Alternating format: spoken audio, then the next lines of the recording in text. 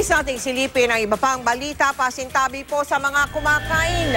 Sa Pagadian City, arestado ang isang driver ng sewage truck matapos maaktuhang nagtatapon ng dumi ng tao sa highway. Itinanggi naman ng sospek ang paratang tubig lang daw ang kanyang tinatapon. Kinasuhan siya ng paglabag sa Ecological Solid Waste Management Act, pero kalaunay nakalaya rin matapos makapagpiyansa. Sa San Pablo, sa Laguna, nilooban ng tinatawag na termite gang ang isang bangko.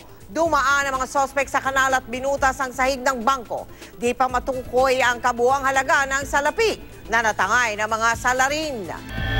Sa Vigan City, ikinababahala ng mga residente at motorista ang nakatagilid na poste ng kuryente sa gilid ng highway. Nagip daw sa ginagawang kanal sa lugar ang poste, kaya lumambot ang lupang kinatatayuan nito.